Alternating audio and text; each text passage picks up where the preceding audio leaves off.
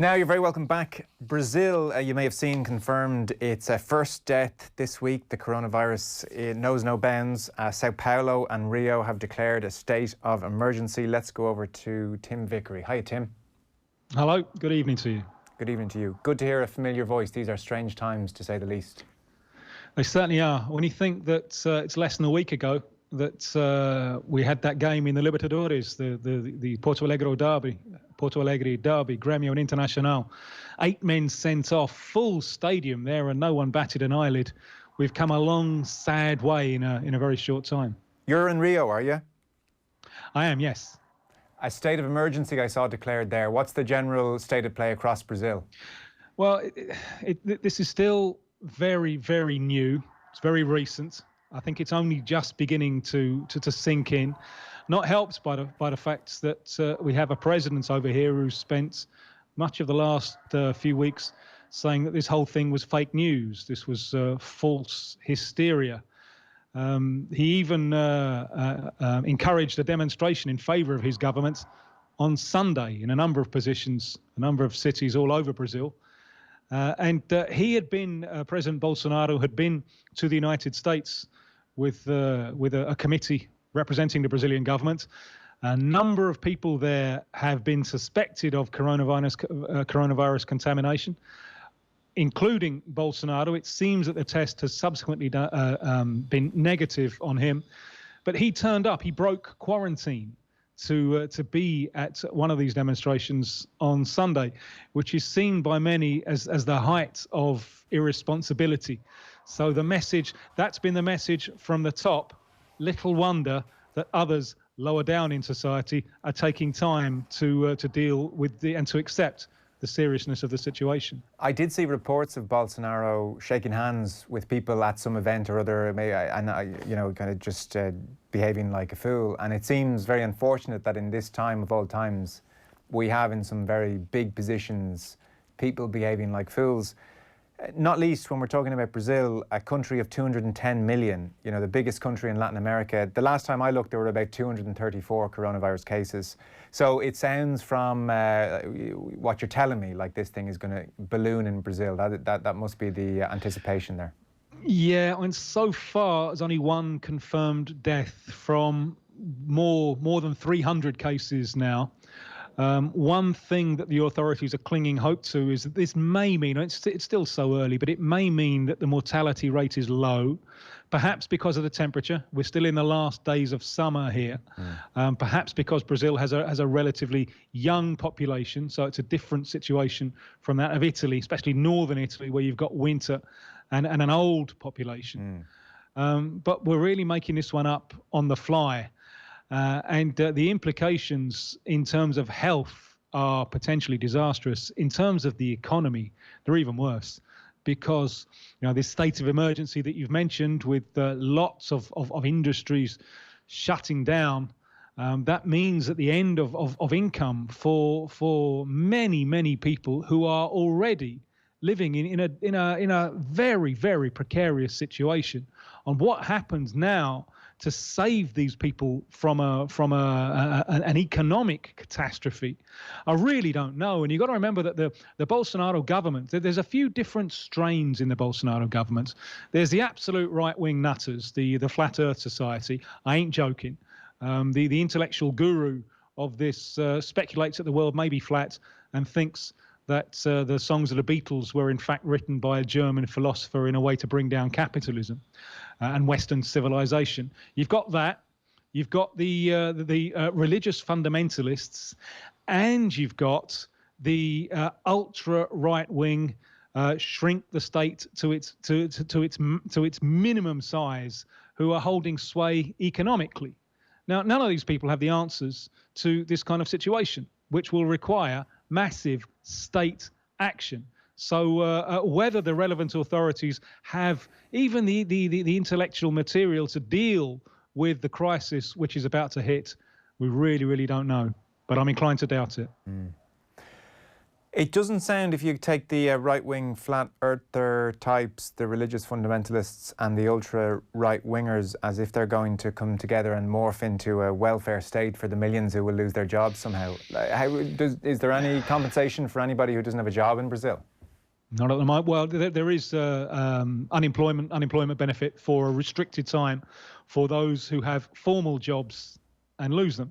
Okay. But lots of people are outside the formal labour market. So I mean, and the social benefit measures to deal with this would be absolutely huge. So we're in for worrying times, and the hopes that people are clinging to at the moment is that the climate will help.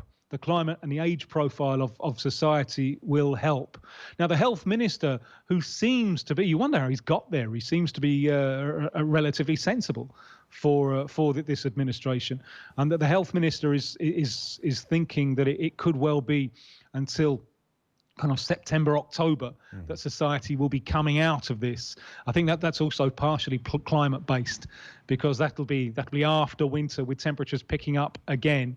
I suspect the problem on your side of the Atlantic could be longer and more severe for climatic reasons. So it could well be that that climate and the youth of the population will help Brazil dodge some of the bullets, but still there are some very difficult times ahead. How has all this been treated in the media, I wonder, Tim? I'm just curious, because Brazil, a country of 210 million, I'm sure there are lots and lots of very intelligent people. I'm sure there are lots of very well educated people, and not least in the sphere of medicine. Is television full of experts, like genuine experts, saying this is crazy, what the government are doing here is nuts, Bolsonaro is behaving like a fool, we've got to act. Is that conversation happening in a big way? It is, and there would seem to be clashes between directives of the health ministry and the words coming out of the mouth of the president himself. It could well be that he will be eased aside, that he has become. Evolution has brought upon us a rather strange creature, a kind of mixture of General Franco and Barnum and Bailey, mutated into one person.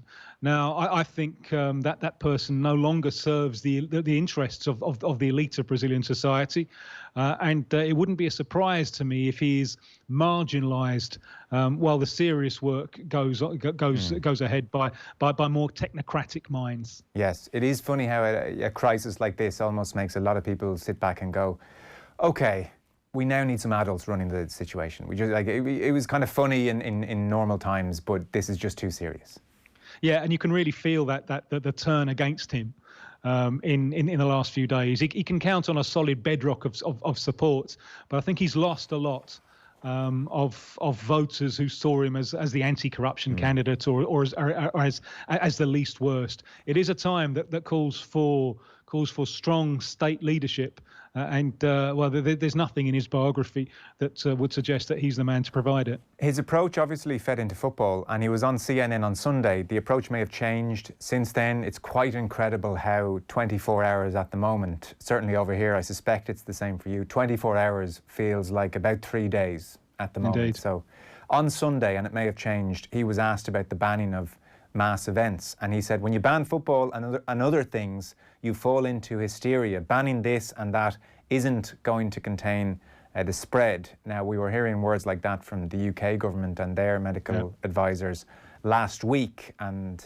they have changed their tune somewhat, but only somewhat in some respects. Where is football being left at the moment in Brazil? It's scrapped nationally. It's up to the individual states to decide what to do. I think all states have now, all 27 states have now declared that they have at least a suspected case of coronavirus. So where it's going ahead behind closed doors, controversially. But you can see how quickly that's moved, because now we mentioned that game Thursday night, packed stadium, no one batted an eyelid between Grêmio and Internacional. Grêmio took the field in a local league on Sunday for a match played behind closed doors, and they took the field wearing 11 masks to protest about the fact that they had to play at all. And then the following day, that championship was suspended. The suspensions at the moment are short term, a couple of weeks. CONMEBOL, the local UEFA, have suspended the Copa Libertadores. Their hope at the moment is to get things kicked off early in May. Can't see it myself, especially as in the south cone of the continent, we're talking Argentina, Uruguay, Chile, 1 month in Paraguay, the southern Brazil. That you get a bitter winter in towards May, June, July, August. Personally, I can't really see things coming anywhere near back to normal in South American football before September at the earliest, and probably October. But this is all guesswork, and as you said, Joe, this is a story which is moving very, very quickly. I saw, and you wrote a piece to say as much, the postponement of the 2020 Copa America, co-hosted between Argentina and Colombia. So that has been put back to what, June, July next year, Tim? Is that the word at the moment? Yeah, that's right, and that's really in harmony with the Euros. And as soon as the Euros were put back, it was all for reasons of releasing players and the international club calendar and so on. Yeah. So they went back together, and the idea that you could have this tournament, certainly the Argentine part of the tournament in June and July, I thought was always very, very fanciful, because that's deepest winter, and that's when it would seem that the virus will transmit with more facility. So that's back to the middle of next year. What happens to club football? Well, we're making it up as we go along. Mm-hmm. I am at the moment trying to remind myself, even though it feels so far away, that someday a vaccine will be found, and hopefully that day is not too far away, and that will be a fun day for us all. You drew a parallel, interestingly, between the Copa of 1919 following the Spanish flu of 1918 and, well, what we hope the Copa and the Euros might be next year, just a celebration of humanity and free travel and people being able to hug and kiss and do all sorts of great things. So in 1919, the Copa followed the Spanish flu of 18. Yeah, and the Copa America started in 1916 in South America, and obviously Europe had its mind on weightier matters at the time, and it was held for the first few years. In fact, until the Wall Street crash, it was pretty much held annually. So 1916 was in Argentina, 1917 in Uruguay, 1918 was due to come to Brazil, but then had this so-called Spanish flu, which in hindsight seems very hard on the Spanish, because it doesn't seem to have started there, and that was a serious epidemic. I mean, South America could avoid most of the results of the First World War, but couldn't avoid the Spanish flu. It even killed the president-elect of Brazil, Rodrigues Alves. So that the Copa America scheduled for 18 had to be put back to 19. And it turned out to be one of the most significant events in the history of football. It's Brazil's first real title, and sambas were written about it, and songs were written about it, and part of the enthusiasm, I think, was just that. It's for life getting back to normal, which is something that we're all dreaming about at the moment. I don't know about you, Joe Molloy, but myself, every day now when I wake up, vaguely, oh yeah, it's just a dream. No, it's not. It's reality. We're confronting this as reality. Yeah. So we have to use this time, I suppose, the best we can. And one of the ways is for us to think about a more collective basis on which to base society. And there's plenty of things we can learn. I'm not trying to pull one over your eyes now, but what I spent last night, honestly now, learning all about Michael Collins and De Valera. An area of history that I knew very, very little about, but Irish history at exactly that time, and how fascinating that was. Did you really? So, why that, Tim? I found myself. I remember watching the Michael Collins film when it came out in the late 90s, and it was just on TV, and I caught just the end of it, and I was thinking, you know what? That's something I need to learn much more about. I got into all kinds of articles and YouTube documentaries on Collins and De Valera, and just how great Michael Collins looks from hindsight. Yeah. What a colossal human being he was. There was so much more to him than even the film had in it. There was so many aspects to his greatness, and one of those what if moments. Had he survived, what kind of country would your country be now? That's an interesting question. By the way, this is the one time, literally the one time in our years together, where I can correct your pronunciation as opposed to you correcting my pronunciations. This is actually a joyous moment for me. It's actually Go on. Devalera. We call him Dev. Dev, yeah. Dev. He became president as well. So he had a long and storied career. There's months ahead, Tim. You can get into your Irish history at length. I will. Always a learning experience. Just one last question, because I know even from being over there, 2014, how many years ago is that now? God, 6. Brazilians, like such a tactile culture, Latin America, they love to touch, they love to hold hands and hug, and they greet people with such warmth physically.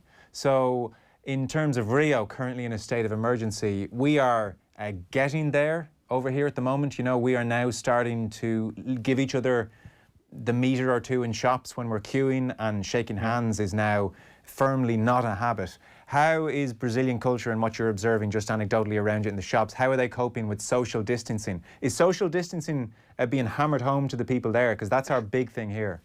Yeah, it's still very early days with this. There's a cafe that I'm still going to, and they've taken all kinds of precautions. They've spread out the tables. But that kind of social practice, whenever you meet anyone, it's a hug or a kiss either side. That's going to have to go. And there've been people who've been doing that for 60, 70 years. It's hard to give up those practices overnight. But the message is beginning to be hammered home. We are living in it is the Chinese curse, isn't it? May you live in interesting times, and these certainly are. Yeah, a bit too interesting, I must say. Tim, as ever, thanks so much. We'll keep on chatting, I'm sure, over the coming months. Thanks a mil. Thank you. My pleasure. Tim Vickery there.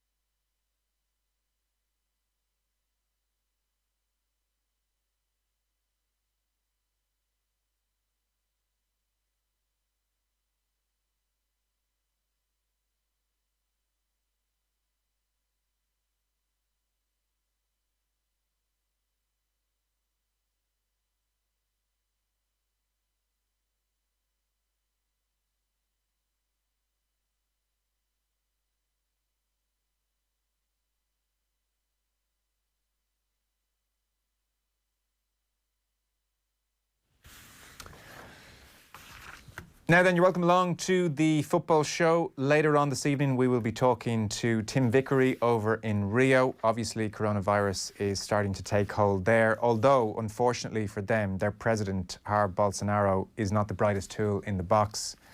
He thinks it's all hysteria, even though they've had their first death. But things are starting to move in line with global efforts. But Tim will fill us in on all that. So football there has continued up until very recently. There were even protests from the Grêmio team. Amazing picture of them. They walked onto the pitch in the Brazilian league with face masks on, all 11 players, as a type of protest. So we will talk to Tim Vickery later on. In the meantime, Nathan Murphy joins us from Shea Murphy. Hello. Evening, Joe. How you getting on?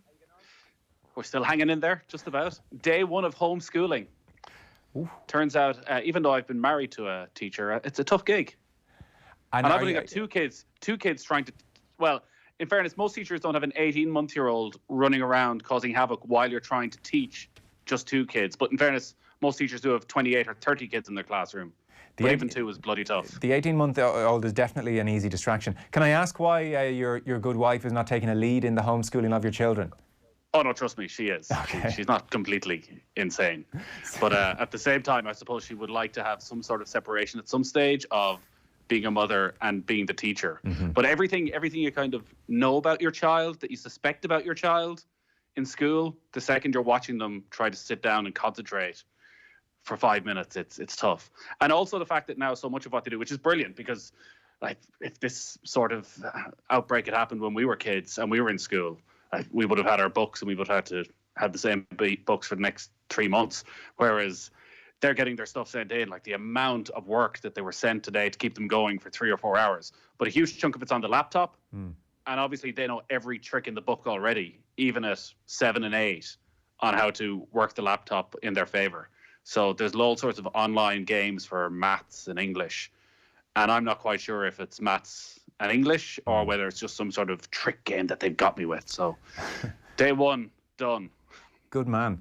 They just know more than us about technology already. I was listening to, I listen to so much media at the moment, I can't even tell you where I heard it. But in China, the teachers there developed this brilliant app which worked incredibly well as a classroom type environment, as a way to, as you said, teach the kids everything they needed to know. And the kids, clever little creatures that they are, they knew that if an app gets a terrible rating on Apple, it gets removed. So they all went on and repeatedly gave it 1-star reviews, and the app disappeared for a time. So they know all the tricks. That is genius. I mean, in fairness, that is genius in itself. They're actually more ready for the real world than we are. Yeah, God help us. What? And then just before we move on, what were you specialising in? What's your key subject? Nathan Murphy's good at the maths, is he? Yeah, I'm all right at the maths. Yeah, the kids are good at the maths. It's more just sitting, listening to the reading and showing an interest and just trying to get them through the day and trying to work out a timetable whereby, I think you got to be realistic is the other thing. That as much as you would like to replicate what they're doing at school, like it's not. It's totally abnormal for them to have to try and sit down even for 3 hours and study and concentrate when they're in their kitchen, where normally they can have a bit of fun and they can see all the things that they generally have fun with around them at all times. And you're saying no. So I think probably as parents, everyone just needs to give themselves a little bit of a break. Yes. As well, because you could drive yourself demented as to every child, much like every adult's in the same position. They're all going to go back to school, probably slightly different and slightly wary and slightly nervous. And that I think, as a parent, is the most difficult part of all this. Is they're so used to the routine, and like Brian O'Driscoll spoke brilliantly on Friday, I thought, about the power of sport. And like my kids are like most, where they have their Friday evening, Saturday mornings, Sunday mornings, like they see their friends every single day of the week. Their entire week is built around that relationship. And particularly our second lad would be, the way he expresses himself is sort of through sport. Yeah. He has his 3 or 4 mates and they play football all day at school. They play for an hour after school, and the way they communicate is by sort of pulling and dragging and kicking each other. So whereas the older one will be able to set up sort of Skype calls and he can talk to his mates and they might sit there and stare at each other a little bit. But the younger lad doesn't have that. He just wants to get out and tear lumps out of somebody. Yes. So to say that's not going to happen for 3 or 4 months is difficult. I can imagine it is. And so I asked this as not a parent, as you know, but it even struck me last night when Leo Varadkar made a point of given a little bit to the kids. You know, I'm sure a lot of them were in bed at that stage, or maybe they'll watch it back with their parents. Some of it back this morning, where he's kind of saying, look, this is tough on your parents. Well, this is very serious. Just a little nod to it. Obviously, he can't explain the full scenario to millions of children. How that balance between having to be very firm with your kids, because this is incredibly serious, that you don't do all the things you want to do, versus panicking them. Yeah, and you try and sit down every day for a few minutes, and you know, how are you feeling? Young lads in particular, probably as they develop, you know, don't like to talk at the best of times, and they think everything's we're fine, yeah, it's okay, but trying to persuade them to stay indoors. Like, we went down in the park earlier on, and like, goddamn teenagers. We're going to be cursing teenagers. It's not their fault. I understand that. But all the playgrounds are shut everywhere. Every single playground is shut, understandably so.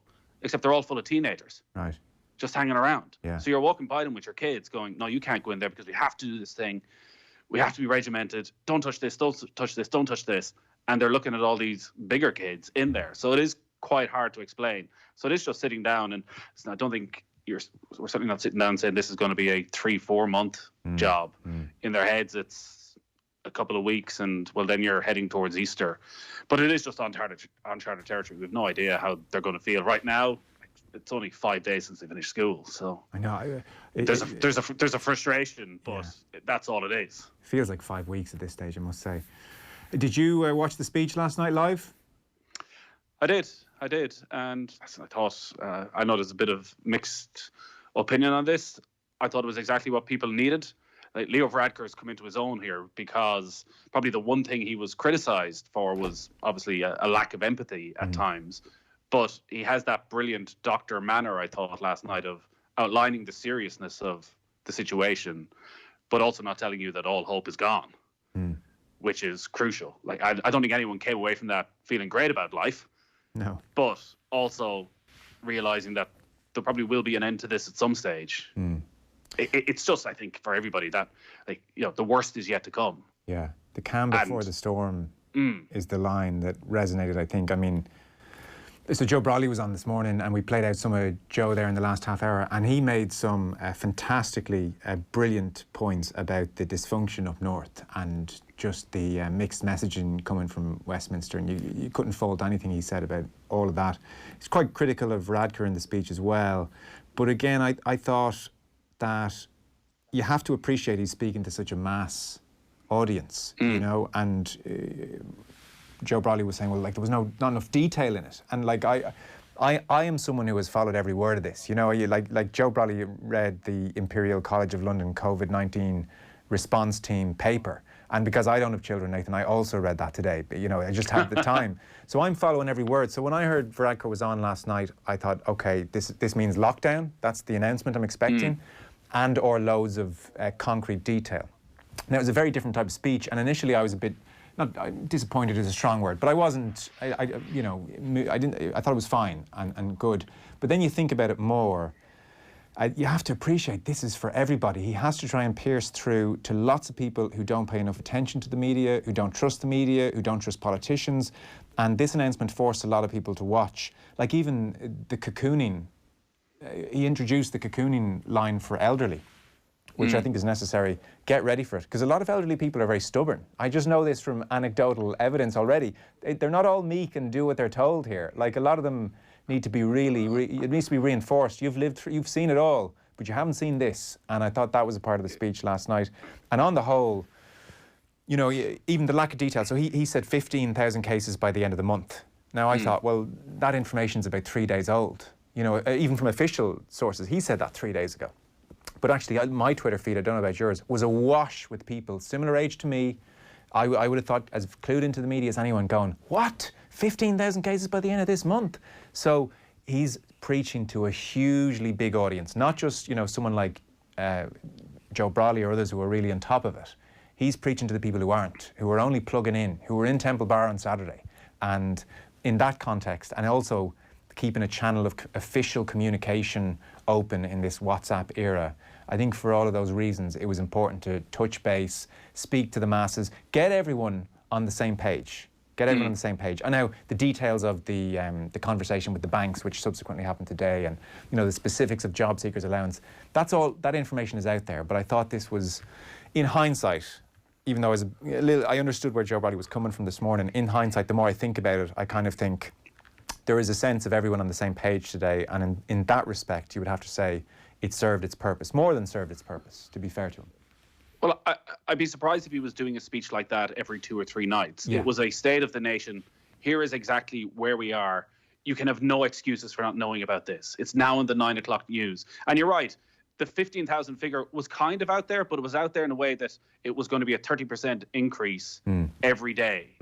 And a lot of people just didn't do the maths and realize how quickly this is going to grow. Yeah. So the second you say 15,000, and then I still think there's an awful lot of people who don't then go 15,000, and generally it's 15% need admission to hospital, and suddenly start thinking what that sort of number is. And maybe it does get to the stage where they don't want to scaremonger people, they don't want to panic people right now. Yeah. There has to be stages to this, but I'd expect that is coming as well. And you're right, there's so many different parts of society affected by this that if you started to go into the detail, he could have been there for an hour. You lose if you start people. talking about businesses, restaurants, VAT rates, banks, mortgage holders, renters, you do lose people. Where it was actually very concise. I think it outlined exactly the seriousness of the situation, what the people who are working very much on the front line are going to go through over the coming weeks, appealing for people to come back into the health service, which the amount of people I've seen today who are coming home or coming out of retirement, like the bravery of those people knowing what they're going to be getting themselves into over the coming weeks is just incredible. So there is a time for being statesmanlike, and there is a reason that great speeches are remembered. I'm not saying this will go down as one of the great speeches. It'll go down as a speech that will be remembered for decades to come, I'd imagine. But people need to hear a coherent and almost simplified explanation as to what's happening. And I think he did that very well. And he did that, I think, as a doctor, as somebody who's used to sort of explaining these sort of situations. Yeah, like the not all superheroes wear capes thing. It drew a little bit of a bit naff in our living room. But when the man is talking about his relatives working in the health service, then you have to stop and say, he is as concerned as anyone about this. And the people coming home, it's amazing. That's the bit actually. I haven't been too emotional in this whole thing, but when someone texted in on Monday's show, father of 4, saying his wife was heading off for 7 nights of consecutive night shifts and he was feeling a bit shook. I mean, that's where you really just have to stand back, and I feel now in a more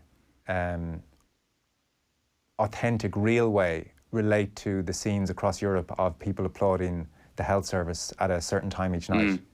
That won't be long coming here. No, I don't think so. And I think I know, again, there was a bit of skepticism about some of the people singing songs at certain times yesterday. I think very quickly there will be that sort of communal coming together that we are all in this together. We don't know. We can agree. We can agree. Ireland's call is the wrong choice. No, Ireland's call's out. I don't know what like Derek Doom. Is that what we need? Just somebody with an electric guitar in every village. Precisely. That could really get us going. So, look, that's where we are. Since we last, I was going to say, since we last spoke, the Euros officially pushed back to 2021. The word from the footballing authorities today is that the knock-on effects will be underage and the Women's Euro 2021 Championship also being pushed back another year.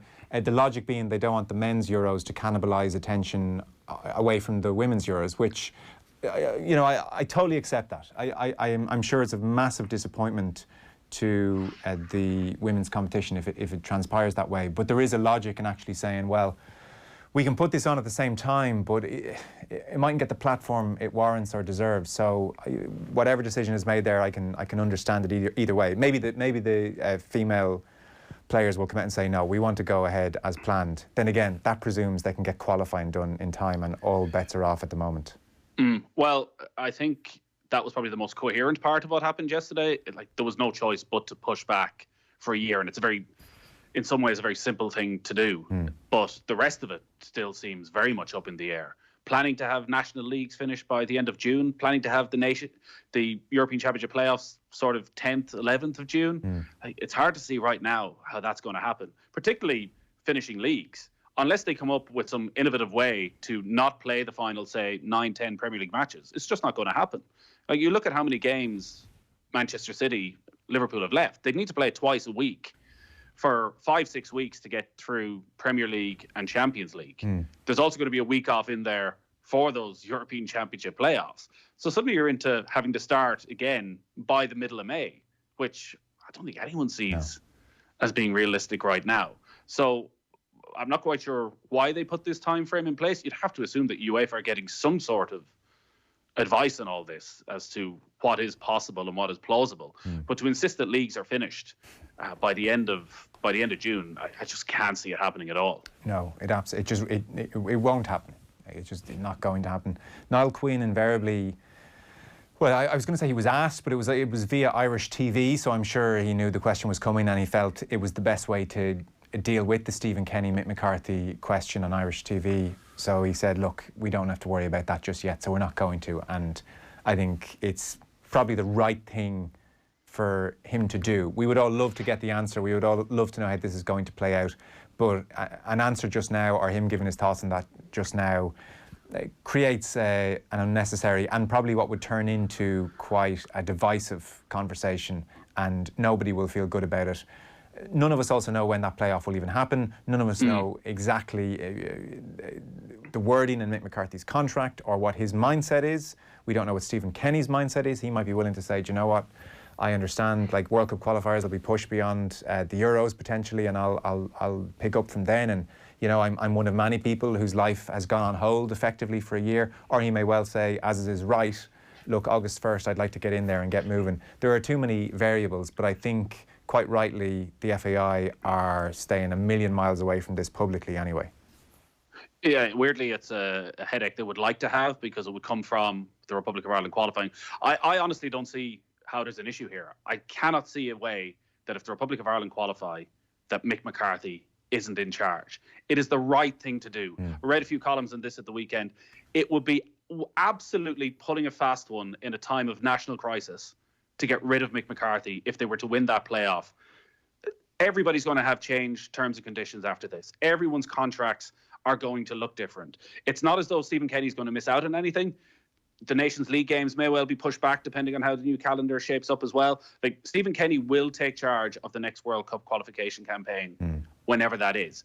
But I think it would reflect terribly on the FAI if Mick McCarthy were to lead the team through 2 playoffs to then say, well, you know what, you're grand. Also considering, while we don't know the exact terms and conditions of the contract, Mick McCarthy's due a substantial payoff at the end of this, that actually you can just give him that as his wage to carry him through the next year. It's money and expenditure they're going to have to go with. There may be an issue, obviously, with Stephen Kenny going from under 21 and a salary issue there. But I think if they qualify, you can tackle that. But listen, I cannot wait. I think we're on the same hymn sheet, and we'd love to see Stephen Kenny in and see what he can do in bringing these young players through. But like, to just suddenly take that away from Mick McCarthy because we've gone through this national crisis, I don't think would be right. Like, it is one part of this that maybe we will look at in time. Like, it is an extra year to a lot of players' careers. I know. So, like, it's obviously it's not a huge issue at the moment, but like, from a Glenn Whelan point of view, for example, like, where's Glenn Whelan in 12 months' time, 15 months' time? Whereas Jason Malumbi could be back playing Premier League every month. So there will be a lot of losers out of this in terms of, unfortunately, their time will probably just have passed them by because of the very fact it's been pushed back a year. Yeah, it's true. Well, whatever happens, I think everybody really wants it to be done in a decent way. It would just be terrible if this became a real nasty saga. So we'll see how it plays out. So that's the Euros. In terms of other news, it's thin-ish on the ground. Quite interesting to see Chelsea have opened up the Millennium Hotel at Stamford Bridge to NHS staff to help with the response. So Roman Abramovich, he has pledged to cover the costs of accommodation for a 2-month period, and they'll give over the whole hotel if required. And he said many of the medical staff will be working long shifts and may not be able to travel home. So local accommodation help maintains the health and well-being of these crucial personnel at this critical time. Really good initiative. You're starting to see that stuff happen all over the place. Though John Obi Mikel has basically quit football over this thing. Well, he's probably within reason. He's issue ahead that of the the Turkish curve league here. is going to continue and he doesn't want to play. Yeah. So he plays Trabzonspor. He plays there, Turkish league, and he was on Instagram on Saturday. He's looking around at how basically every other league has shut down. There have been 98 confirmed cases of the virus in Turkey, which means this thing is well on its way, such as exponential growth. And he's just said, right, I'm done. There's more to life than football. I don't feel comfortable. I don't want to play football in this situation. Matches in the top flight in Turkey, this is me talking now, not him. Matches in the top flight in Turkey have continued this week, despite being postponed across, obviously, England, France, Spain, Germany, Italy, and others. Champions League on hold, Europa League on hold. So John Obi Mikel has said, no, thank you, I'm done. Which echoes Wayne Rooney's feelings, actually, on the thing, it turns out, last week. Yeah, if you're looking at pretty much every other part of society shutting down, except for this bit of the entertainment industry that we want to continue because there's so much money behind it, I think eventually a mature footballer is going to look at that and think, maybe it's not for me. Like what's happening at Chelsea is obviously brilliant, and Roman Abramovich can afford it, and lots of clubs can afford to go and help the community over the next while. How this filters down money-wise, like there's been some interesting conversations around what happens with Sky. Like there has to be, it feels, probably some loser in all of this. So we spoke, I think, on Sunday about Karen Brady and just voiding the league, maybe going with a 22-team league, and what would happen with the Sky money. So a lot of the talk today in the English papers was about, well, if the league is voided, do Sky pay over the money? Or if it's voided, do they pay 3/4 of the money? And clubs have budgeted, obviously, for the full, what are they guaranteed, 120 million, regardless of where they finish. Clubs have budgeted for that, have contracts that they need to pay for that. And on the other side, you have Sky going, well, all our customers want to cancel because for the next 3 months, there's going to be no live sport on this. Yeah. So it's some sort of catch-22 situation where somebody's going to lose out eventually. And maybe the Premier League clubs can sustain it, but you definitely feel as it feeds down through the leagues, it's going to be very, very difficult. I mean, what I would say to those Sky customers, Nathan, I know you're with me on this, have they not seen Nick Doherty's tea time tips?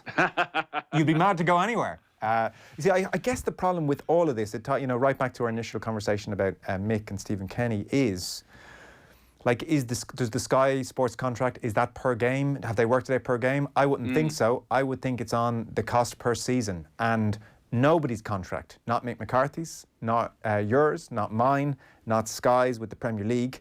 There is nothing in there about global pandemic. I would be most confident. And so everybody is now thinking, well, we're just going to have to figure this out in a fair way. And the ultimate problem is none of us have a resumption date in mind. It's not like we can even say, sit down, say it's Sky, for instance, sit down and say, okay, look, we know this is back up and running in August, great result. Let's plan accordingly. What would suit you even? Do you want to finish off this season and get that, get the Liverpool homecoming and all that kind of stuff, or do you want to get stuck into a brand new season? And money talks. So those factors are significant, but those conversations can't even really happen because we don't have that return date. No, like there's just so many complications in terms of, like, if you look at it from the broadcaster's point of view, like, these are huge corporations who I'm sure have invested sizable amounts of money into how much they can afford to spend for the next 5 years, putting that on a ever booming economy, probably factoring in potential scenarios that could affect that booming economy. But again, like everybody, not factoring in a pandemic that literally shuts the world for 2, 3, 4 months. Yeah. So how does that affect the next rights deal? Like everything, football will be no different. It will look different. It will look different. Ticket prices, will people be able to go to games as easily? Will they have as much money as they had before this started? So it is going to be a different game, and football can't suddenly feel that it's going to be immune from that. It's not. Like there's going to be wage cuts. It all depends as to who are the ones to suffer. Like there's a complication of players out of contract in the summer. So players' contracts are up, the majority of them, on, say, the 1st of July.